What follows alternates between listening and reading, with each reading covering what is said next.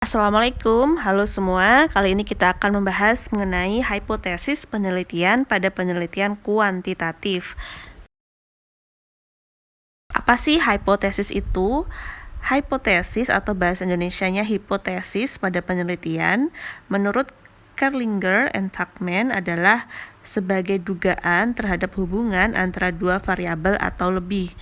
Hipotesis itu berasal dari kata hypo yang artinya lemah dan thesis yang artinya teori atau pendapat. Jadi, pendapat dari hipotesis ini masih lemah karena perlu diuji lagi kebenarannya. Hipotesis pada penelitian adalah dugaan sementara atau jawaban sementara terhadap rumusan masalah.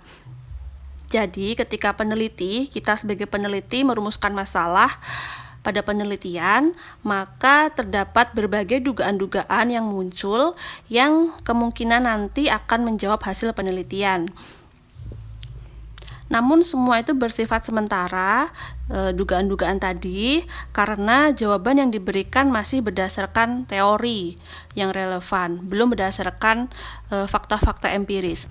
Misalkan secara teori, A itu benar, kasus A itu benar. Tapi ketika kita masuk ke lapangan, secara realnya di lapangan itu kok ternyata B yang benar, bukan A. Nah, itu kan masih menduga. Kita yakin kalau A itu benar secara teori, tapi fakta di lapangan ternyata tidak demikian. Terdapat dua macam hipotesis penelitian, yaitu hipotesis nol atau yang dilambangkan dengan H0, kemudian hipotesis alternatif atau dilambangkan dengan HA. H0 merupakan hipotesis yang menyatakan tidak adanya hubungan antara variabel X dan variabel Y. 0 itu kan tidak ada ya. So, tidak ada hubungan atau korelasi antara variabel. Kemudian hipotesis alternatif atau HA berarti hipotesis yang menyatakan adanya hubungan antara variabel X dan Y atau adanya perbedaan antar dua kelompok tadi. Nah, kedua jenis hipotesis tadi, H0 dan HA, itu selalu berpasangan. Jadi, jika salah satu ditolak, maka yang lain pasti diterima. Misal, jika H0 ditolak, maka HA diterima, dan sebaliknya. Jika HA ditolak, maka H0 yang diterima. Kemudian, untuk bentuk-bentuk hipotesis, ada 3 jenis bentuk-bentuk hipotesis, yaitu pertama hipotesis deskriptif dengan variabel mandiri, kemudian komparatif dengan variabel perbandingan, dan asosiatif, yaitu yang menyatakan hubungan. Jadi nanti kita sesuaikan bentuk-bentuk hipotesis tadi dengan cara penyusunan hipotesisnya. Misalkan jenis penelitian asosiatif nih, kita juga harus merumuskan hipotesisnya menggunakan jenis penelitian asosiatif. Jadi nggak boleh jenis penelitian kita komparatif, tapi kita menyusun hipotesisnya asosiatif, itu kurang tepat. Oke, sebagai contoh di sini ada contoh penelitian komparatif. Kita buat rumusan masalahnya, misal bagaimanakah produktivitas kerja karyawan PT X bila dibandingkan dengan PT Y. Maka kita juga harus menyusun hipotesisnya dengan hipotesis komparatif. Ada 2 hipotesis di sini, kita bisa membuat hipotesis 0 dan hipotesis alternatif. Yang H0 kita bisa menduga-duga, misal tidak terdapat perbedaan produktivitas kerja antara karyawan di PT X dan di PT Y. Lalu untuk alternatifnya, produktivitas kerja karyawan PT X lebih besar atau lebih kecil dari karyawan PT Y. Lalu contoh yang lain, misalkan pada penelitian kuantitatif asosiatif. Sehingga ditemukan rumusan masalah, apakah ada hubungan yang signifikan antara motivasi dengan prestasi belajar siswa? Kemudian kita bisa menduga-duga nih, membuat hipotesis penelitian, terdapat hubungan yang positif dan signifikan antara motivasi dengan prestasi belajar siswa.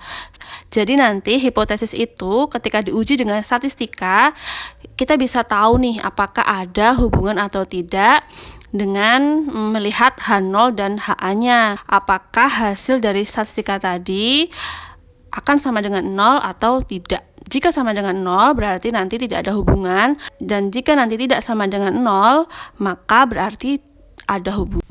Hipotesis itu hanya ada di dalam penelitian kuantitatif saja. Karena karakteristik kuantitatif itu kan membuktikan sebuah kebenaran gitu, membuktikan kebenarannya dengan statistika.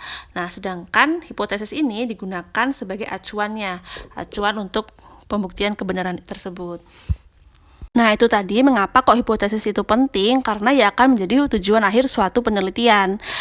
Ketika kita sudah merumuskan dari awal hipotesis itu, maka nanti ketika dites kita jadi tahu nih, apakah nanti dugaan kita itu benar atau salah. Jadi semacam menjadi guideline atau acuan untuk kita melakukan penelitian. Lalu dari manakah seorang peneliti bisa menentukan hipotesis?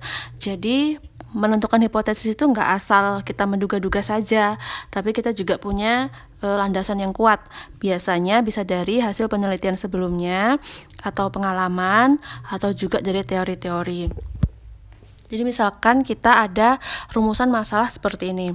Adakah hubungan yang signifikan antara tinggi badan pelayan toko dengan barang yang terjual?